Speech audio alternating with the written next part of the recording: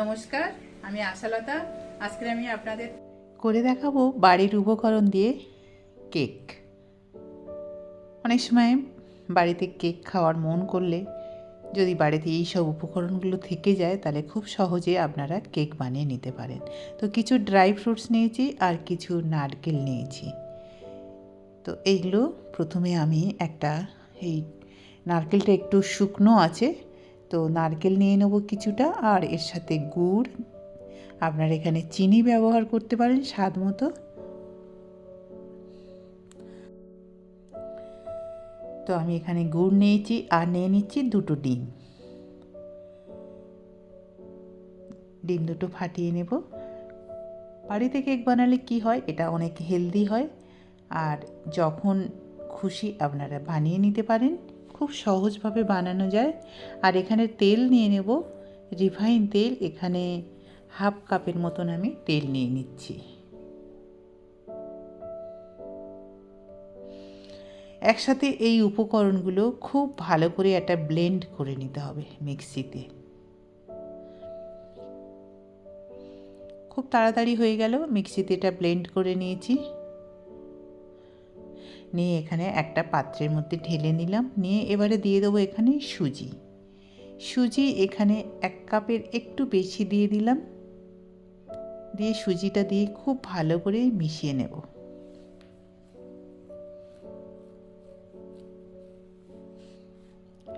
এটা যতটা আপনারা ফেটাতে পারবেন তত ভালো কেকটা কিন্তু ফুলবে, নরম হবে।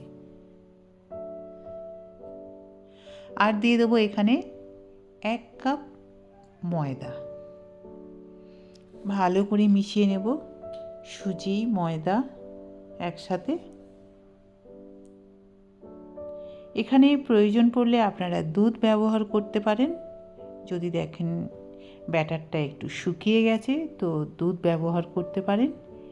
তো এখন আমি করছি না, কারণ এখানে গুড়টা অনেক সময় মেল্ট হয়ে গেলে অনেক পাতলা হয়ে যায়, তাই জন্য আমার এখন লাগছে না। পরে লাগলে আমি ব্যবহার করব। তো এখন এইটা ভালো করে মিশিয়ে ঢাকা দিয়ে আমি রেখে দেব।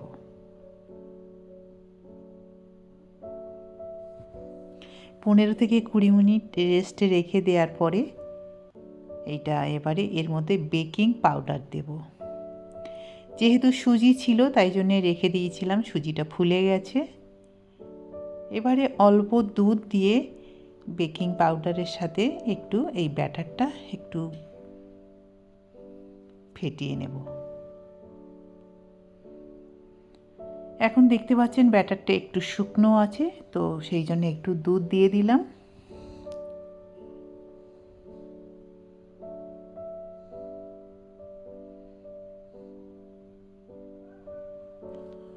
তো দেখতে পাচ্ছেন ব্যাটারটা কেমন হয়েছে, আমি ঠিক এরকমই রাখতে চাই। এবারে কিছু ড্রাই ফ্রুটস এর সাথে মিশিয়ে নেব। এখানে যেমন কাজু, কিশমিশ, আমন্ড, বাদাম, নারকেল, এগুলো সব একসাথে একটু মিশিয়ে নেব।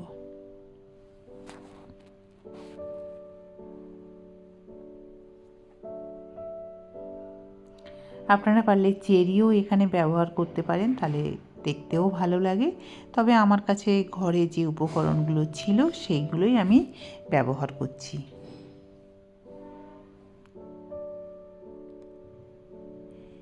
এবার এটা মেশানো হয়ে গেছে, এক সাইডে রেখে দিলাম।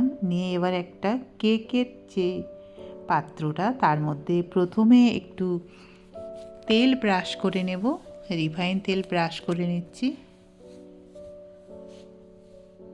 তাহলে কি হবে, কেকটা তলাতে লেগে যাবে না, খুব সহজে উঠে যাবে।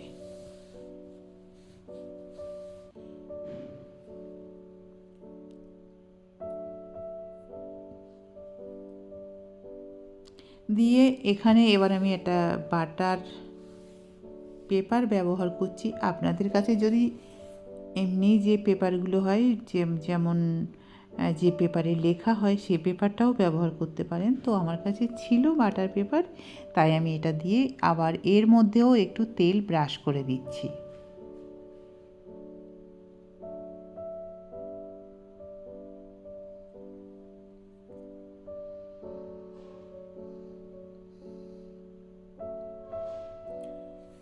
তো ব্যাটারটা এর মধ্যে দিয়ে দিচ্ছি, পুরো ভরে দেব না, একটু খালি রেখে দেব, কারণ কেকটা যখন ফুলে যাবে তখন এর থেকে তাহলে বেরিয়ে যাবে, সেই জন্য আমি পুরোটা দিচ্ছি না। অল্প একটু বেশি হয়েছে, আমি এইটা আবার কোনো ছোট পাত্রেতে এটা দিয়ে দেব। এবার একটু গার্নিশ করে দিচ্ছি উপরে যে ড্রাই ফ্রুটসগুলো আছে, ব্যাস আর কি, আর বিশেষ কোনো কাজ নেই। তো দেখতে পাচ্ছেন আপনারা কেক বানানোটা খুবই সহজ। নিজেদের পছন্দ মতন ড্রাই ফ্রুটস এখানে ব্যবহার করতে পারেন, আর যখন মিষ্টি খাওয়ার মন করবে তখন তো আপনারা খুব সহজে বানিয়ে নিতে পারবেন।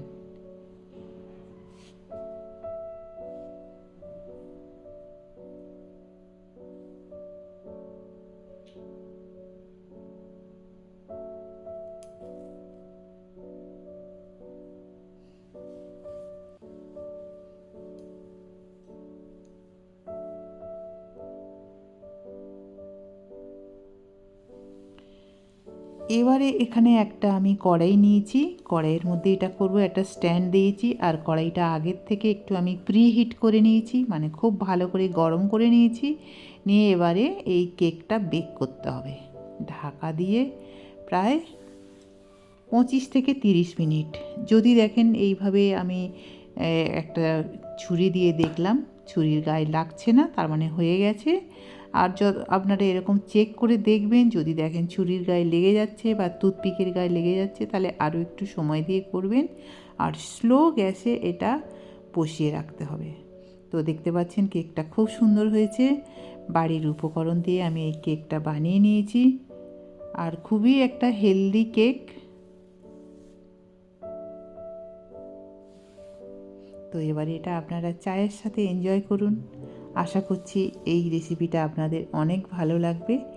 আর কেমন লেগেছে এই রেসিপিটা আপনারা কিন্তু কমেন্ট করে জানাতে পারেন। আমার এই রেসিপিটা যদি আপনাদের ভালো লাগে তাহলে লাইক করবেন, শেয়ার করবেন, সাবস্ক্রাইব করবেন, আর আমার বেল আইকনে ক্লিক করবেন, তাহলে নতুন নতুন ভিডিওর সাথে আপনারা আপডেট থাকতে পারবেন। নমস্কার।